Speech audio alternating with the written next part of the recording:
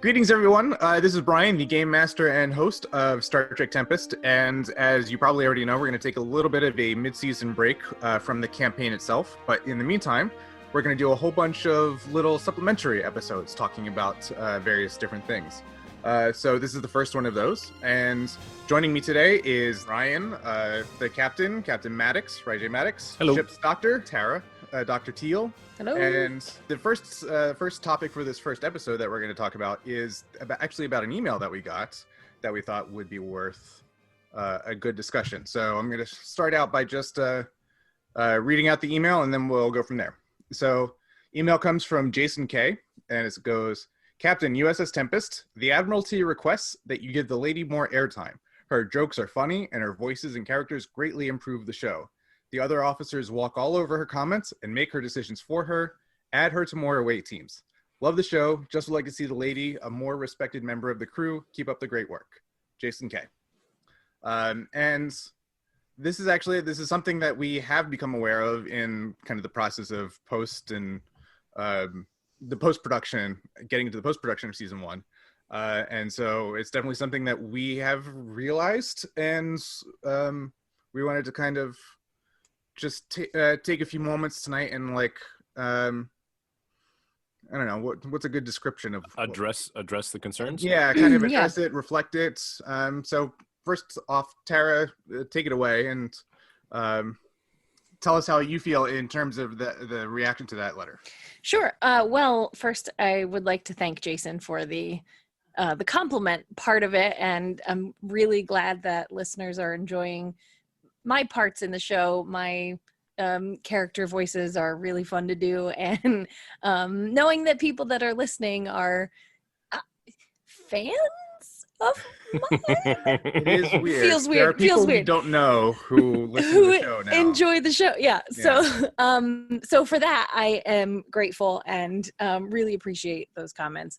And as far as the other part goes, I think there are a lot of factors that go into it, but it like first and foremost, yes, it is important to realize, like to check the privilege and be like, okay, well, if you guys are used to being able to be heard all the time, and I'm maybe used to being in a position where I step back, then that's something, that we should talk about and think about.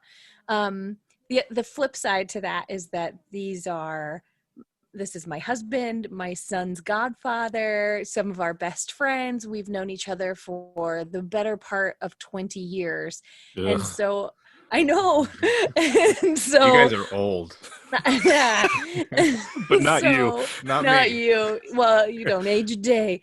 So our dynamic has always just kind of been like, I'm one of the guys, I've always just fallen in line and like been there to set up a joke, or if somebody had something that I deemed a better joke, I would step back and whatever. But in this show, I'm sorry if I'm going on a little too long here, but yeah, come on, Tara. Yeah, we're about to hit the mute button. Every conversation is like this.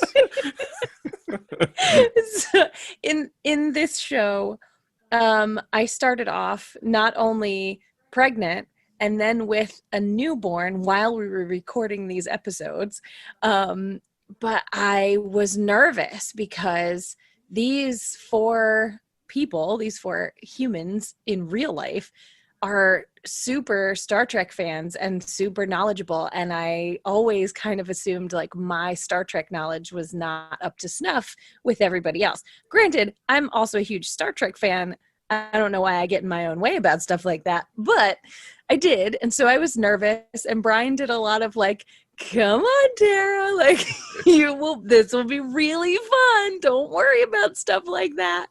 And so I think I started out a little more nervous about the things that I was saying. So I felt less trampled and a little more like, I don't know if I'm ready to jump in there. So, so I feel like it's a grab bag of things of variables that made it sound like that. But I've never felt offended or upset with my fellow. Thanks, Mal. My cat just meowed in my lap. I've never felt offended or trampled on like that by my wonderful co-podcasters, Yeah. Performers. I don't know what word that is. Players. My crew. There you go. That's the way to go. And so yeah, but I really do appreciate somebody out there like not only saying like, hey, she deserves to pipe up a little more, but also like wanting to reach out to us and be like, hey, I love your show. I love what you're doing. Maybe check this one thing and like, be better about that. So yeah, one of the I know we talked about this before, but like one of the great things about this letter, it's in universe. He writes it as a letter to the captain of the ship from the Admiralty. I love it. Yeah, from the Admiralty. But it's really a masterclass in terms of providing or giving constructive criticism. 100%. Yeah. It's not like, hey guys, this thing is terrible. This part is whatever. It's right. It opens with a compliment. It's very politely and tactfully makes the point that it wants to make, and then it kind of ends with a compliment. So it's but it also didn't pull the punch either, which was important too. Yeah. It was because it had a very serious message it wanted to get across. The message did. I'm not calling Jason an it. Jason had a very specific message he wanted to send, and he didn't pull the punch on that message. And the fact that, like Brian just said, and like Tara alluded to, it was a fantastically well-written email. It was in character, so that immediately got our attention in the correct way. Not the correct way, in a good way, a positive way. And basically it was, it was the most effective approach that he possibly could have written such a critique, which is wonderful. Not to say that if it was just, a complaint bag, that we shouldn't have given that topic its due attention, but it would have been a lot less. We would have been a lot less receptive had it been not such a well constructed message. So kudos to Jason for doing that. And from my end, I do 99% of the editing after the episodes are recorded, and unbeknownst to Jason, there is actually a lot more of us stepping on Tara that didn't make it into the final cuts of the episodes. It's not so much that it's absurd, but it happened more frequently than is even in the episodes. And also to Tara's point, I think there's a few reasons for it. One, Tara is usually speaking a little bit quieter in terms of her volume because she usually has a sleeping child on her or around her. Right. And also her mic setup for the first few episodes was a lower setting than it needed to be, and that was on my end because I was the one who was doing all the setting up of the mics. So that, in combination with the fact that she was speaking softer, made her voice quieter, so that we actually physically didn't hear her as well when we were playing the game. So that's part of it, but there's no doubt in my mind that we four as white dudes that we are accustomed to the spotlight and try to own the microphone probably more than we each needed. Well, tell the story that you told me the other day where you realized like Jason's letter actually applied in real life. Oh yeah. Oh yeah. Gosh. I went to tell Ryan a story and he was like, oh, hold that thought. I wanted to tell you about this thing. And then he told me a whole thing. And then he's like, sorry, what were you going to say? And I told him what I was going to say. And he's like, oh my God, have we always done this to you? And I was like, I don't notice. I'm okay. Like, I'm so used to just the pause button and then, okay. Like, and so he said, this is legitimately a thing I'm going to get better about. And I was like, oh, well, thanks, Jason. Thanks, Jason K. You've improved our marriage. Right. I do think, not to just pile on a bunch of, this is a bunch of excuses. Well, actually, but I think there are like a number of factors that all kind of get thrown into this stew. The Logan, the baby being one of them, and also just the added difficulty because we are all recording in different locations. Yeah. It's a very valid point. Over Skype or over internet, connection. And then all of us, we come from a improv comedy background. We all of us have performed in improv comedy together on stage. Yeah. So in that kind of context, we're very practiced in terms of like getting to the joke first before somebody else does. Say the because joke it's first. a survival Say it of first. the fittest kind of thing. Yeah, it's usually a race to the finish line for who can get the punchline Right. out. Yeah, exactly. Right. So I think that combined with the kind of the way that online gameplay kind of tweaks with the timing just a little bit, Sure. contributes a lot to that kind of feeling that people get. Yeah. And what were we gonna say, hon? No, I was agreeing. Are you sure? You want to say more? Yeah, I'm fine. Am I trying too hard now? No, yes. Yeah, that's a very valid point too, and a lot of it, there's actually a lot of us stepping over everybody. So, Yeah. Travis, who plays Holden, he's not on the podcast today, but he often gets kind of trampled on too, but because he had a rough series of microphone settings I couldn't at hear the him onset. for the longest Exactly. time. So there's And so different then, reasons. Like I would hear whatever he had said, and then I would say it again because I knew nobody else heard it, but it was good. And so, So you stole Travis's thunder. No. I would give him credit. I always give him credit for it. Like Travis just said this. Oh man. Yeah, but then Ryan would cut out you giving him credit. Sure, 100%. sure. Yeah.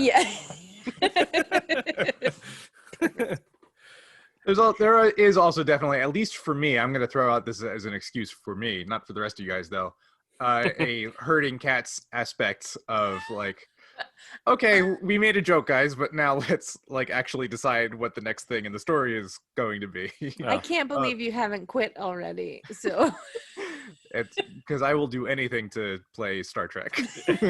Yeah, as evidenced by putting up with all of us. Yeah, by actually letting you guys take the reins on great Star Trek stories that I came up with, and then letting you just drag them all over the place. And we sure do. Tara made a good comment a couple of times about one reel that we should cut together by the show's end is just the Brian sigh reel. He sighs all the time. I said he's just the most exasperated third grade teacher. Like that's what it has to be like. Yeah. There was one other interesting thing that I'm not sure that this happened as a result of this dynamic that we're already covering, but the fact that first of all, it's no secret that pretty much I imagine everybody's favorite character on the show is Lieutenant Eel. And that is 100% because of the way you, Tara, deliver it. I think, yeah. Oh God, one of my favorite deliveries, which went kind of unsung in the episode, because a lot of times we all laugh at Eel. But in the last episode, in part 3 of Sabotage on Station 7, I think it's part 3, Brian or I, Captain Maddox, call over to the Tempest to have somebody transport something, and Eel goes, "Oh God, hold on, I was asleep." And I in post-production, I laughed really hard, but nobody laughed on the show, and I wonder if nobody heard it. I don't know. Yeah. But in post-production, I laughed really hard. But that Eel is everybody's favorite, but also it had just happened to turn out that Eel, through the dynamic of his first few appearances on the show, kind of became the punching bag of the crew. Where we would all be like, "Oh, come on, Eel," or "Shut up, Eel," or "Why don't you go somewhere else, Get out Eel?" of here, Eel. Yeah. And that is not a reflection. At least I genuinely don't believe it's a reflection on how we treat Tara in our No. actual group. No, it's dynamics. a reflection on how you treat me in real life. That's true. It's more of an analogy for you than it is for Tara in terms of our actual group dynamics. But team dynamics. Team dynamics, you betcha. But it's got to be. It has to be reflected in the listenership. Like we don't do that on purpose, but not only are we not giving Tara enough time to speak her points, probably, and to own the mic, but we're also beating up on her character, who happens to be one of the show's favorite characters. So it's probably a perfect storm of. There's good reason why that email was sent, I think. Yeah. Absolutely. That's a really long-winded way of me getting to that. Oh, it's okay. I don't know if Eel needs more time to speak. Well, why don't you ask him? Oh God. Listen here. You don't want me to go on and on, because then it will become the Eel show, and you know what? Why don't we just do a spin-off then? I'll have my own show. Well, Eel just steals a shuttlecraft and goes on his own merry way. No, it'll be like it'll be our version of Lower Decks, where you guys are playing the main story and Eel is just below decks scrubbing plasma conduits or something. That show's brilliant, I'll tell you what. Well, we're gonna get in. You mean the Eel show or Lower Decks? I mean, why not both? ¿Por qué no los dos? But yeah, I think it's definitely something that we will be more aware of going forward. So yeah, and I think like honestly, because there's nothing really that we can say other than that was a good email, and we acknowledge it, and we don't react negatively to it, and we're going to do our best to try to consider it moving forward. But I think that in itself is the important thing to do, or a part of the worthwhileness of recording this episode specifically, in terms of just being able to take criticism without it being a personal attack on your identity of everything of yourself, right? Sure. And again, the way Jason wrote this email is a great example of how to give that kind of criticism. But then, as a person to receive criticism, not take everything and anything as an attack on the very core essence of who you are. Right. Take it as this is a piece, and this is a piece that you can improve. It's a thing that you do. Yeah. It's an opportunity for growth. Mm-hmm. Yeah. Right.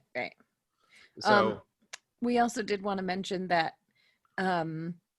though we are addressing this now, right after Sabotage on Station 7, it's not necessarily going to get much better until season 2, right? Yeah, all of the episodes have been recorded. They're not edited yet. For all season 1. All of our missions for season 1. We have five more missions. When season 1 changes to season 2, I think that's when you'll start to see a shift in a few different things. We'll take this under consideration, of course. And I think we're also going to do some retooling of our attributes and values and that kind of thing. And the more we learn the game, the more we're like, oh, we had no idea what we were doing. So I think season 2 is going to be a different ballgame. So, and that's definitely another part of this in terms of the amount of completely different things that you have to juggle in your minds playing a role-playing game. Like it's a old and accepted truth that the GM, the game master, has to juggle all these different things in terms of telling the story and improvising, playing characters, and remembering the rules and applying them fairly or properly and all that. Like that is the life of a GM, is juggling all these different things.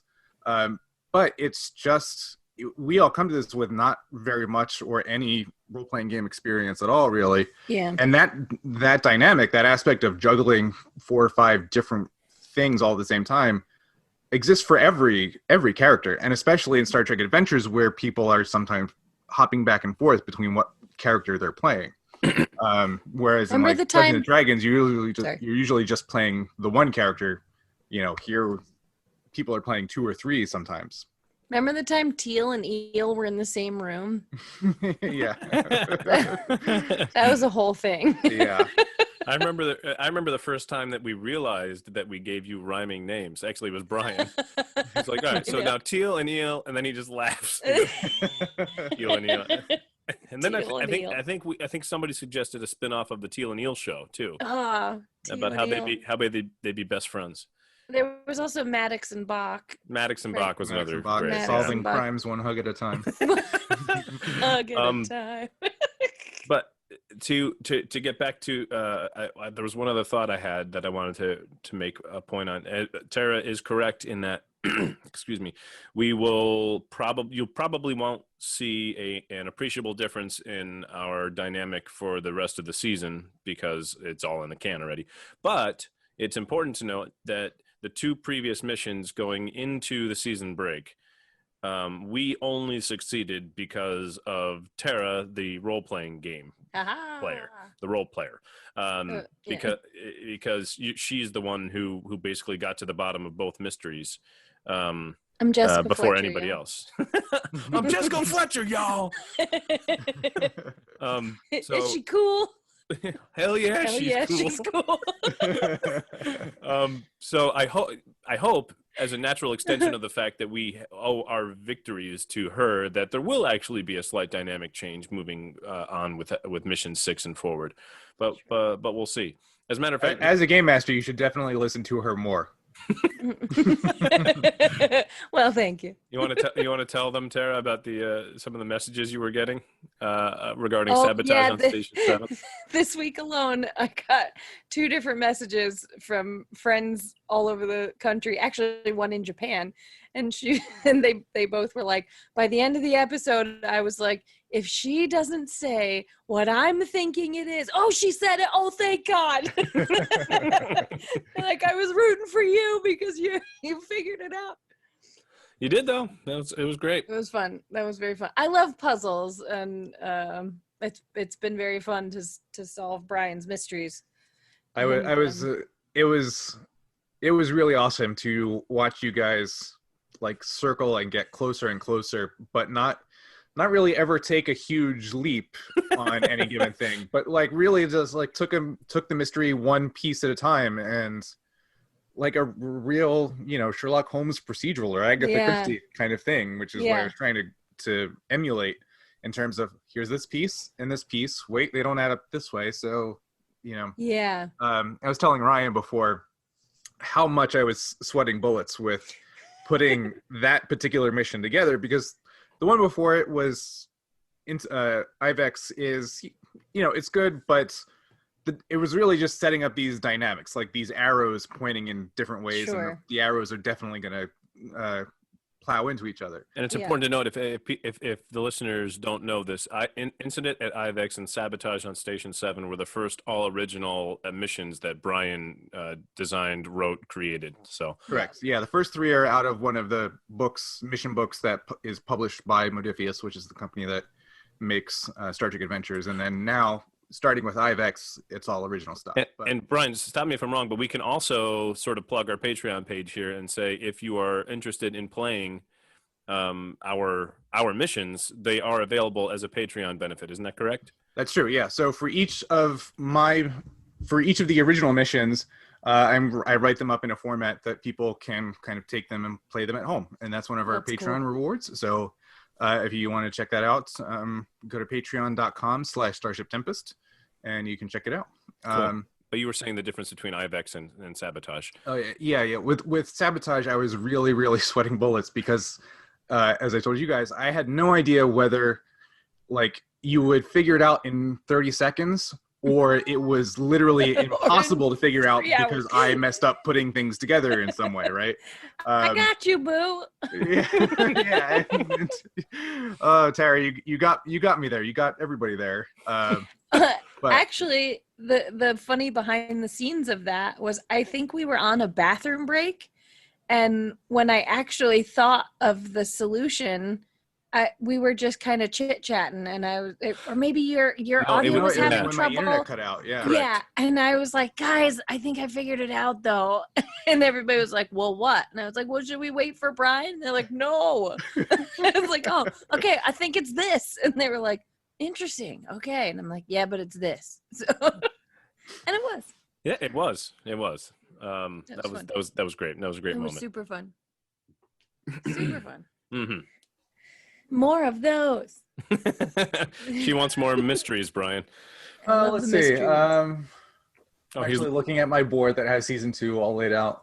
Ah, Yeah, the third one, mission 3 is going to be a mystery. okay. There's a couple mysteries on there. Oh, there's a good assassination one about halfway through the season. Ooh, cool. Spoilers. But Um, maybe you guys Yeah. could check it out if we could ever actually sit down and start recording season 2. we will. We will. Patience. We will. But yeah, did anybody else have any thoughts that we wanted to toss in? Anything else we want to do or talk about before I jump to the outro? Let me just say real quick that the best thing that we can do right now, as you know, as human beings, is A, to check our privilege, and B, to give those around us a voice. And especially at a time where like we have the very first woman vice president, like these are times when it should be noted that women should step forward, and it should be noted that women deserve to be heard. And you know, as uncomfortable as this particular topic or discussion impending felt to me at first, I was like, no, they don't do that on purpose. Like, I'm fine, it's okay. I don't need to be louder, or you know, whatever. As squirmy as it made me, it is important, and something that more people should discuss, even if it makes them squirmy. Like, oh hey, maybe I should catch myself from doing stuff like that. Well put. And that, like, the fact that it makes you squirmy is not, again, it's not like an attack on everything that is you. It's Right. It's, you know, a criticism or a discussion or feedback about something that you do, not that you are. There's Right. I forget who, but there's some commentator who has who has a way of saying, like, this is how you should approach somebody talking about racism if they're, you know, doing things that you think are racist. Tell them that they are doing racist things, not that they are a racist. Are one. Because Yeah, right. that mental difference is really important. Yeah. For people, like, you know, taking in new information. And and that's just it. It's taking in new information and being willing, allowing yourself the ability to be wrong is Yes. something it's something that a lot of people struggle with, myself included. And it is something that I try to work on every day, is that being wrong. And it's something we're trying to teach our boys as well, not to get on a tangent here, but you know, it's okay to be wrong. It's the only way that human beings have ever figured anything out over the course of our entire existence was by getting it wrong first. Right. And so, Tara, you said something that just sort of clicked in my mind. You said it wasn't on purpose. And it wasn't. Like, we weren't trying to do something on purpose. It wasn't a purposeful act on our part. Right. But it might, even more profoundly, it was subconscious. You know, what we were doing without purpose. You know, Yeah. so, and that's I think might lie at the heart of the whole thing. And just being able to like everybody just said, step back, allow yourself to be wrong, allow yourself to be criticized. And like Brian kept on saying, do not take it as a personal attack on you as an individual, but just as an opportunity to grow. And hopefully we can do that moving forward. I know it's certainly going to be on our to-do list for season 2 and beyond and in life. So, but again, just I would personally like to thank Jason for the email and for proposing it in such a receivable manner. So thank you, Jason. Appreciate it. Yeah. All right. Tara, any last thoughts? No, I echo that as well. Thank you, Jason. I really appreciate it. All right. Thank you, everybody, for joining us on our very first kind of supplemental sitting around the campfire kind of or sitting around the fireplace kind of episode. Next week, we will be out with another episode going over some of the more of the rules of Star Trek Adventures. If you look back through our release feed, you will see that there's a bonus episode that covers the very core mechanic of Star Trek Adventures as a game. So listen to that, and then next week we will drop an episode that kind of covers more of the core mechanic, and then we'll have even more great stuff following after that. So thanks everybody for joining us today. Until next time, we'll see you out there. See you out there. See you out there.